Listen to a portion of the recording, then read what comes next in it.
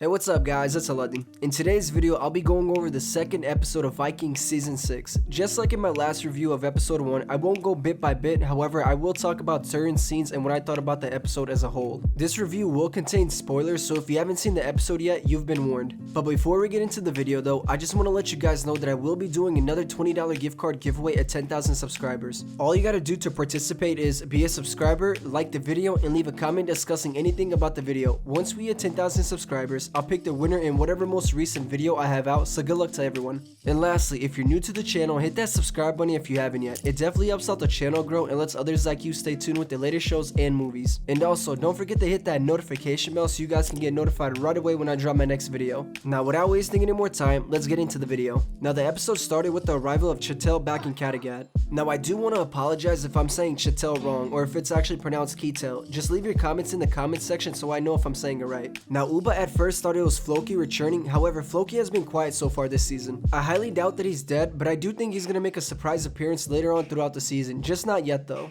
Uba begins to question Chitel regarding his journey back home and why Floki isn't with him. I think he clearly sees through him in his nonsense. However, I am curious to see how this does play out for Chitel and whether he will die from the hands of Uba or even Bjorn if they do find out what actually happened in Iceland. They share a couple of more scenes throughout the episode. Uba even tries to see if he can get a little more information out of Chitel. However, Chitel continues to tell him that Floki just wandered out by himself and essentially disappeared. However, I do think that Uba sees through his bullshit at this point. Bjorn continues to also debate on whether he should go and rescue King Harold from King Olaf, so he asks his family once more on their opinion on this matter. Now, the majority of his family basically said that he should just do whatever he thinks is best and etc. Witzer tells everyone who cares about King Harold and King Olaf. The main priority in matter should be finding Ivar and putting an end to him. Uba then replies with, "It only matters to him and no one else." Witzer obviously gets upset by this, so he throws his drink at Uba and then storms out since no one wants to help him find Ivar and put him down. I feel bad for Witzer, honestly. He's broken still from what Ivar did to him, and the fact that no one can quite understand the pain that he's going through is just saddening. However, as I said in my last review for Witzer, I really do want him to get better once again, just because this version of him right now really is not his vibe, nor does it suit him well. I just hope they don't drag this version of Witzer throughout the whole season. Throughout the majority of the episode, we see Ivar and Oleg together. They first attend a short play which was essentially a story about a wife who betrayed her lover, something both Ivar and Oleg could relate to. Now, I was quite lost at this point because I had no idea what the main point of this scene was besides the puppet play telling a story about a wife's betrayal where both Ivar and Oleg could relate to.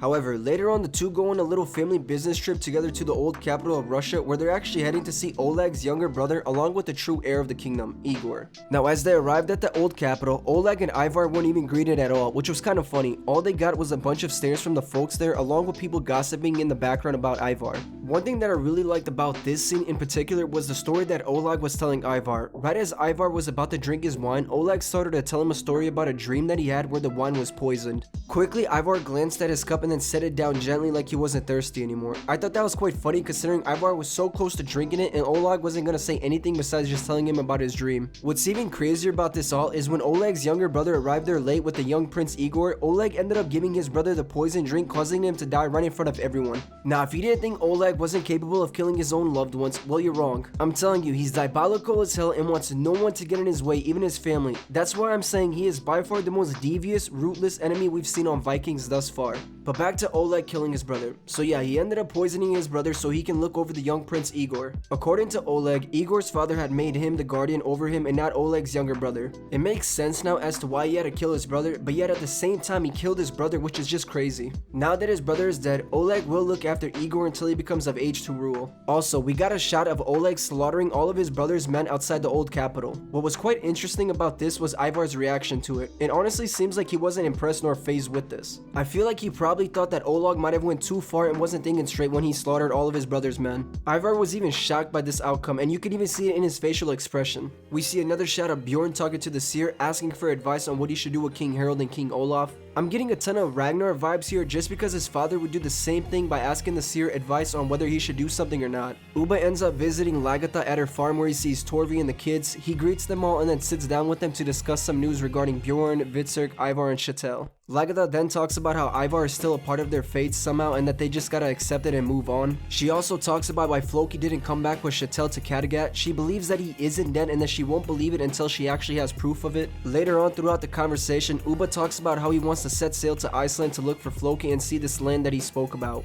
Bjorn also stops by to see his mom, Uba, and Torvi, as well as his kids. He actually comes to bring news to Uba and Torvi and letting them know that he will set sail to save King Harold and that he needs Uba and Torvi to watch over Kattegat for the time being. I thought that was quite nice of him to ask them to watch over Kattegat for the time being. It was kind of a bummer though for Uba and Torvi since they did want to set sail to Iceland and now have to postpone their trip for the time being until Bjorn comes back. Later on, Oleg's older brother arrives at the old capital. He was definitely not pleased one bit with the actions of Oleg killing their younger brother. He essentially called him out saying why would he do such a thing and that he needs to surrender himself if he hopes to see another day. Now the episode is called The Prophet, and according to Oleg, he believes he's a prophet. However, his brother on the other hand doesn't believe it nor believes him to have any abilities or second sight. So he challenged him to answer a question that only a true prophet could potentially answer. So he asks him what is his wife's name. He asked him this specific question because he had a secret marriage ceremony and only a few trusted men knew about it, and now he wants to test Oleg to see if he could potentially answer this correctly. Surprise, surprise, Oleg answers the question correctly by saying Anna. He doesn't just stop there, he even brings her out to showcase that he does know her, leaving his brother truly speechless. This scene made me laugh because of Ivar and Oleg specifically. Ivar had no idea that Oleg would answer the question correctly, leaving him also wondering if Oleg could find his way out of this without getting them killed.